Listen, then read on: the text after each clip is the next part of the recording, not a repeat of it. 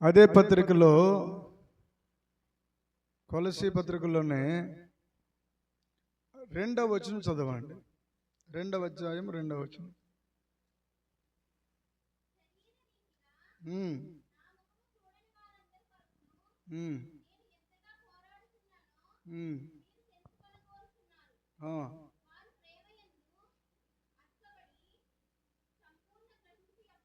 అది కావాలి, సంపూర్ణ గ్రహింపు. అంతేనమ్మా, చాలు కూతురా. ఆ మాట ఇప్పుడు ఈరోజు వర్తమానం. బైబిల్లో కామా పెట్టి వస్తూ రాస్తున్నారంటే దాంట్లో ఎంతో మర్మాలు రాయబడి ఉన్నాయని అర్థం. ఈరోజు దేవుడు నీకు ఏమి ఇవ్వబోతున్నాడంటే సంపూర్ణ గ్రహింపు. దేవునికి స్తోత్రం. వాక్యం పట్ల సంపూర్ణ గ్రహింపిస్తాడు, ప్రార్థన పట్ల సంపూర్ణ గ్రహింపిస్తాడు. అంతేకాదు, నీ యొక్క వ్యక్తిగత జీవితంలో ఇప్పటి వరకు నీకు ఏదైతే కొదువ, భయము ఆవరించి ఉన్నాయో వాటి నుంచి నీకు విడుదల ఇవ్వబోతున్నాడు. గట్టిగా చప్పట్లు కొట్టి దేవుడు నామమున మహిమపడదాం. హల్లెలూయా. చూడండి, 1వ అధ్యాయము 15వ వచనం చదవండి. దేవుడు అదృశ్యుడిగా ఉన్నాడట. అంటే కనబడడు, నీకు దేవుడు కనబడడు, ఆయన అదృశ్యుడిగా ఉన్నాడు. కానీ దేవుని స్వరూపి అయిన సర్వ సృష్టికి ఆది సంభూతుడై ఉన్నాడు. ఏలయనగా ఆకాశ రాజ్యాలు పరిపాలిస్తున్నారు. మంత్రులు, ఎమ్మెల్యేలు, ఎంపీ, కేంద్ర మంత్రి, ప్రధానమంత్రి, హోంమంత్రి, ఇవన్నీ మనకి కనబడుతున్నాయి. అదే కాదు, కనబడని సింహాసనములున్నాయి, కనబడని ప్రభుత్వములున్నాయి. ప్రధానులైనను అధికారములైనను సర్వము ఆయన యందు సృష్టింపబడ్డాయి. ప్రభునందు ప్రియమైన దేవుని బిడ్డలారా, మన జీవితంలో సర్వము సృష్టించబడిన దేవుని యొక్క ఆరాధకులుగా మారిపోయాం.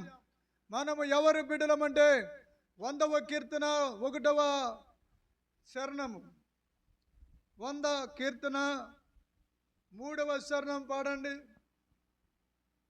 Thank you holy spirit.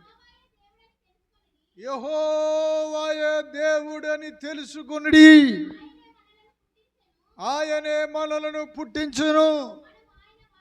ఏమంటే మనంతట మనము పుట్టేలేదు, మనకు జీవము పుట్టించిన వాడు, మనకు ధైర్యము నుంచి. చూడండి, యోబు గ్రంథము 10వ అధ్యాయము, యోబు గ్రంథములో 10వ అధ్యాయములో 10వ వచనం చదవండి. ఇదిగో ఒకడు పాలు పోసినట్లు, అంటే తల్లి గర్భములో పాలు పోయబడినట్లుగా మనం పోయబడ్డాం. తర్వాత 3వ నెలలో గర్భములో జున్నె గడ్డ పేరబెట్టినట్టుగా జున్నె గడ్డలాగా తయారవుతుంది. పేరబెట్టితివి కదా, ఎలాగ చర్మముతోనూ మాంసముతోనూ నీవు నన్ను కప్పావు. దేవుడు మనల్ని కప్పినవాడు. ఎలాగ ఇన్ని రకాల అనుభవాలతో నింపాడు. ఇంకా చదువు కుదురా. ఎముకలతోనూ నరాలతోనూ సంధించాడు దేవుడు. జీవం అనగా ప్రాణం అనుగ్రహించి మన ఎడల ఆయన కృప చూపాడు. చప్పట్లు కొట్టి దేవుని నామమున మహిమపరచండి. హల్లెలూయా. ఒక విశిష్టమైనటువంటి ప్రవచనము రిలీజ్ అవుతుంది. ఇదిగో ఈ నరాలు, ఈ ఎముకలు, ఈ చర్మము, ఈ మాంసము, వీటన్నిటిని పొదిగించిన దేవుడే వాటిని ఈ నెలంతా దేవుడు సురక్షితంగా సంపూర్ణంగా ఆరోగ్యవంతులుగా ఉండబోతున్నారట. దేవునికి మహిమ కలుగును గాక. హల్లెలూయా. అసాధారణమైన రీతిలో నువ్వు వర్ధిల్లబోతున్నావు. పక్కోళ్ళతో చెప్పు, నువ్వు చాలా బాగుంటావు. పక్కోళ్ళతో చెప్పండి, నువ్వు చాలా బాగుంటావు. చెప్పాలి తేజారావు చెప్పు. చెప్పు అన్నయ్య చెప్పు. నువ్వు చాలా బాగుంటావు, చాలా బాగుంటావు. చెప్తే లేదు మీరు పక్క వెళ్తే చెప్పండి అంటే నువ్వు సూపర్ ఉంటావు. నువ్వు సూపరు. చెప్పు నువ్వు సూపర్. హల్లెలూయా. మీరు చెప్తున్నారా ప్రసాదులు? నువ్వు సూపర్. హల్లెలూయా. ఎందుకు సూపరు? యేసు రక్తం మనలో ఉంది కాబట్టి. హల్లెలూయా. యేసు రక్తము రక్తము రక్తము, యేసు రక్తము రక్తము రక్తము, అమూల్యమైన రక్తము, నిష్కలంకమైన రక్తము, అమూల్యమైన రక్తము, నిష్కలంకమైన రక్తము, యేసు రక్తము రక్తము రక్తము. కొట్ట చప్పట్లు. యేసు రక్తము రక్తము రక్తము, ప్రతి ఘోర పాపము కడిగెను మన యేసయ్యా రక్తము, ప్రతి ఘోర పాపము కడిగెను మన యేసయ్యా రక్తము, మన శిక్షను భరించెను, సమారమునే తప్పించెను, మన శిక్షను కమాన్ సమారమునే తప్పించెను. యేసు రక్తము రక్తము రక్తము. గ్లోరీ. యేసు రక్తము రక్తము రక్తము, యేసు రక్తము రక్తము. అనండి అందరూ అదే మాట. యేసు రక్తము రక్తము రక్తము, యేసు రక్తము రక్తము రక్తము. హల్లెలూయా. కీర్తన గ్రంథము 66వ అధ్యాయము 1వ శరణం. సర్వలోక నివాసులారా. ఎవరి కోసం అండి? దేవుని గూర్చి. ఒక మనిషి కోసం కాదు, ఈ లోక సంబంధమైనటువంటి విషయాల గురించి కాదు, దేవుని గూర్చి సంతోష గీతము పాడుడి,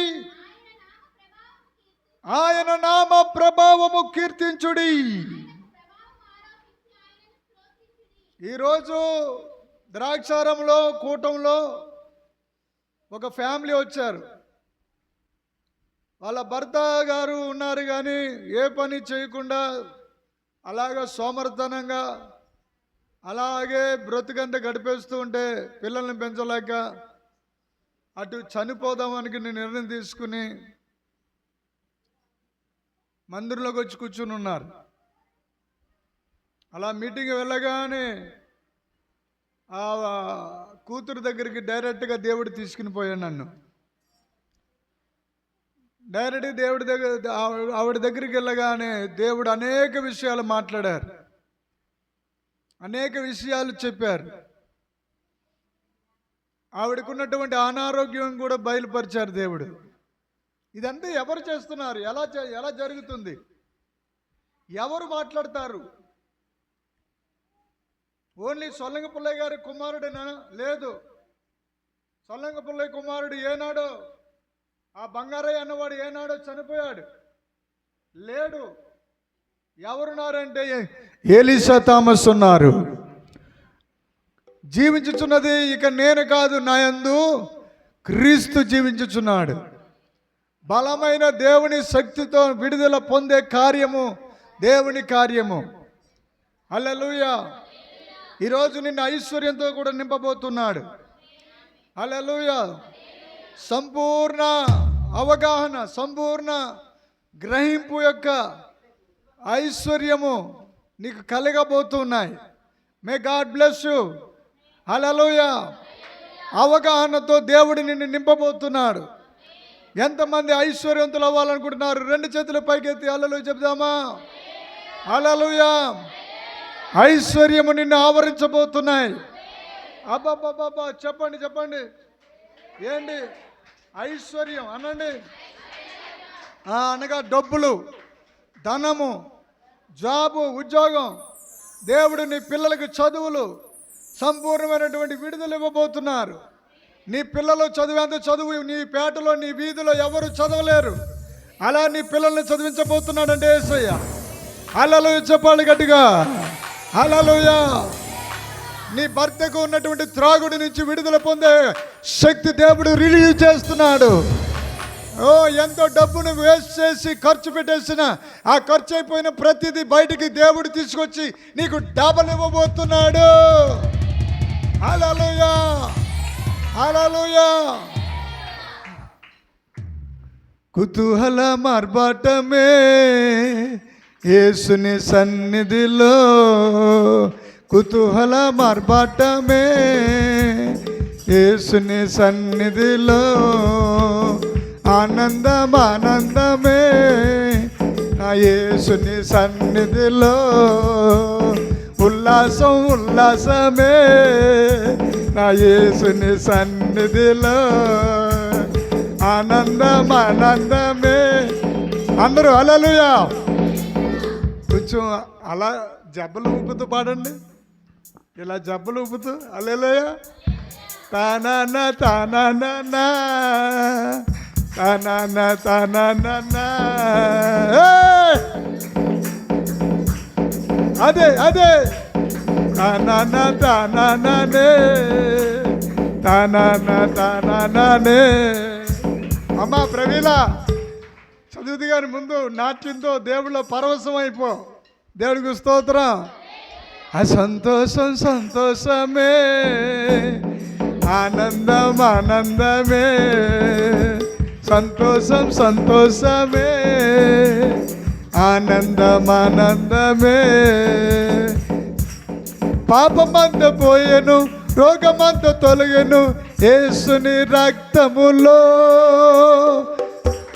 కృప ద్వారా రక్షణ పరిశుద్ధాత్మలో, కుతూహలమే నా యేసుని సన్నిధిలో, కుతూహల మార్బాటమే నా యేసుని సన్నిధిలో. హల్లెలూయా. హల్లెలూయా. చూడండి, యోబు గ్రంథము ఒక మర్మం మీకు చెప్పి నేను ముగిస్తాను. యోబు గ్రంథం 31వ అధ్యాయము 13వ వచనం, 33వ వచనం. అమ్మమ్మ కూతురా, యోబు 31, 33. ఎవరు చేసినట్టు? ఆదాము చేసినట్టు నా దోషములను దాచిపెట్టుకుని మహాసమూహమునకు భయపడి కుటుంబముల తిరస్కారములకు జడిసి నేను మౌనముగా నుండి అదిగో ద్వారము దాటి బయలు వెళ్ళక రొమ్ములో పాపము కప్పుకొని నీ ఎడల. అది అండర్లైన్ చేయండి. పరమున ఉన్న దేవుని దృష్టికి ఆదాము ఏం చేశాడంటే దోషములను దాచిపెట్టుకున్నాడు. దోషాలను దాచిపెట్టుకుని తన భార్య అయిన హవ్వ మాట వినేశాడు. దేవుని మాట వినకుండా తన భార్య అయిన హవ్వ మాట వినవలసి వచ్చింది. దేవుడు ఏమని మాట్లాడారంటే తన చిత్తాన్ని బయలుపరిచాడు. తన చిత్తాన్ని గుర్తుపెట్టకుండా, తన చిత్తాన్ని గ్రహించకుండా ఈ లోక సంబంధమైనటువంటి అపవాది మాట వినేశాడు. అప్పుడు తన బ్రతుకులో ఎప్పుడు చూడలేని గాయాలు చూడడం ప్రారంభమయ్యాయి. చాలాసార్లు మనం కూడా విసుగుపోతూ ఉంటాం. చాలాసార్లు మన జీవితంలో సమస్యలు పోతూ ఉంటాం. మనం ఎంత ప్రయాసపడుతున్నా, మనం ఎంత కష్టపడుతున్నా ఆ రూపాయలు నిలబడతా లేదు. ఏదో రూపంలో ఏదో ఒక అప్పు అనే కాడి, ఆ బాధ అనే కాడి, భారం అనే కాడి, సమస్యలనే కాడిలు, వీటి మధ్యలో నలిగిపోతూ ఉన్నాం. అప్పుడు మన విశ్వాసం సమస్యలు పోతూ ఉంది, మన విశ్వాసం కృంగిపోతూ ఉంది, మన బ్రతుకులు నలిగిపోతూ ఉన్నాయి. ఎలాగైనా బయటపడాలి, ఎలాగైనా మనం విశ్రాంతి, నెమ్మది, సుఖము, సౌఖ్యము కోరుకోవాలని ప్రాధేయపడుతూ ఉంటాం. అందుకే ప్రియమైన దేవుని బిడ్డలారా, ఈ నెల దేవుడు సంపూర్ణ సర్వ సంపదనిచ్చే నెలగా ఉంది. చప్పట్లు కొట్టి దేవుని నామాన్ని మహిమపరచండి. నీకేదైతే కొదువు ఉందో అది దేవుడు సంపూర్ణంగా ఈ నెలలో నువ్వు పొందుకోబోతున్నావు. ఇంతకాలము నువ్వు ఏ విషయంలో అయితే ఏడుస్తూ దుఃఖపడుతూ ఉన్నావో నా ప్రభువు నీకు సంపూర్ణ విడుదలవ్వబోతున్నాడు. కుటుంబములుగా కట్టబడబోతున్నారు. జీవితము ప్రసన్నతము అనుభవించబోతున్నారు. ఆశీర్వాదం వెంబడి ఆశీర్వాదం చూడబోతున్నావు. కృప వెంబడి కృపను పొందుకోబోతున్నావు. నిన్ను పట్టి ఉన్న ప్రతి ఒక్క సాతానుగా ఆ బాధ నుంచి విడుదల, విముక్తి పొందుకోబోతున్నావు. నువ్వు అభివృద్ధి చూడబోతున్నావు. నువ్వు విస్తరించబడబోతున్నావు. నువ్వు దేవుని కోసము మండే జ్వాలగా ఉండబోతున్నావు. హల్లెలూయా. దేవుడి మన వినికిడిలో ఈ వాక్యము దీవించును గాక. ఆమేన్. హల్లెలూయా. ఎవరైనా ఈ సమయంలో సాక్ష్యాలు ఇచ్చే బిడ్డలు ఎవరైనా ఉన్నారా? ఒకవేళ సాక్ష్యం ఇవ్వాలనుకున్న వారు అమ్మగారు ప్రార్థన చేస్తారు. ఆయన 6 నెలలు కాచి కాపాడి 7వ నెలలో మమ్మల్ని భద్రపరిచినందుకు వందనాలు ప్రభువా. నాయన 7వ నెలలో మమ్మల్ని ప్రవేశించబెట్టినందుకు వందనాలు ప్రభువా. మొదటి ఆదివారం నా ప్రభు 7వ నెలలో మొదటి ఆదివారం ఈ బలలో పాల్గొంది కృపనిచ్చినందుకు వందనాలు. యేసయ్యా నా తండ్రి, నాయన ఇదిగో ప్రభువా, ఒకడు పాలు పోసినట్లుగా జున్నుగడ్డ పేరబెట్టినట్లుగా మమ్మల్ని నాయన తల్లి గర్భంలో మమ్మల్ని పేరబెట్టి ప్రభువా నీ అనాది సంకల్పంలో మమ్మల్ని దాచి ప్రభువా ఇదిగో ప్రభువా అయ్యా మమ్మల్ని వర్షంలోకి నడిపించి తండ్రి నాయన మా కొరకు తండ్రి నీ శరీరమును నీ రక్తమును ప్రభా దారిపోస్తావు దేవా. నీకు వందనాలు తండ్రి నాయన. నీ ప్రజలుగా మమ్మల్ని చేసుకున్నావు. నీ పాలించి ప్రజలము నాయన నీ మీకు గొర్రెలమే ఉన్నాము దేవా. నీకు వందనాలు తండ్రి. రక్షకాన్ని స్తోత్రాలు తండ్రి. ఆదాము చేసిన పాపమును క్షమించి ప్రభా మాకు అయ్యా ఆదాము చేసిన పాపము నిమిత్తమే దోషాన్ని మా మీదకి రాకుండా ప్రభా నీ రక్తాన్ని శరీరాన్ని సిలువ యాగంలో నాయన మా కొరకు బలియాగం అయిపోయావు దేవా. నీకు వందనాలు తండ్రి. అయ్యా నీతిమంతులుగా మా నాయన నీ రక్తము ద్వారా మమ్మల్ని నీతిమంతులుగా నిర్దోషులుగా చేసినందుకు వందనాలు తండ్రి. అయ్యా ఈ రోజు బలలో పాల్గొన్న ప్రతి బిడ్డలు నాయన నీతిమంతులుగా నాయన ఇదిగో పవిత్రులుగా నువ్వు చేసినందుకు వందనాలు. అయ్యా ఇంకో ఎంతమంది బిడ్డలైతే బలలో పాల్పొందలేదో మరలా నెల వచ్చేసరికి ప్రభు బిడ్డలు రక్షణ పొంది ప్రభు అయ్యా నీ బలలో పాల్పొందే నీ రాజ్యంలో నాయన పేరు సంపాదించుకునే కృప ప్రతి బిడ్డకి దయచేసి నడిపించమని తండ్రి. అయ్యా నువ్వు త్వరగా వస్తున్నావు ప్రభా నాయన, త్వరగా వస్తున్నావు కాబట్టి ప్రతి బిడ్డకి రక్షణ దయచేయండి ప్రభా.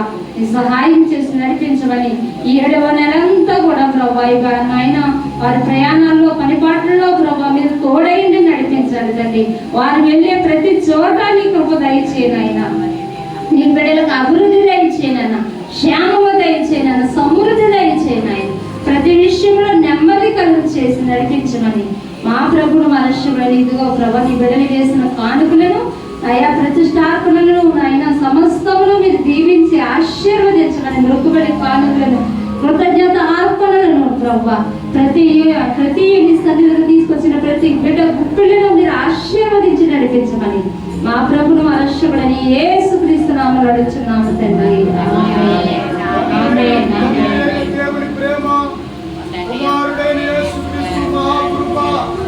పరిశుద్ధాత్మ దేవుని దివ్య మనోహర సావాసము ఆయన సన్నిధి మూడు వచ్చిన బిడ్డలారా మీ అందరికీ భూమి మీద ఉన్న సకల పరిశుద్ధులకు సదాకాలము తోడైండి నడిపించును గాక.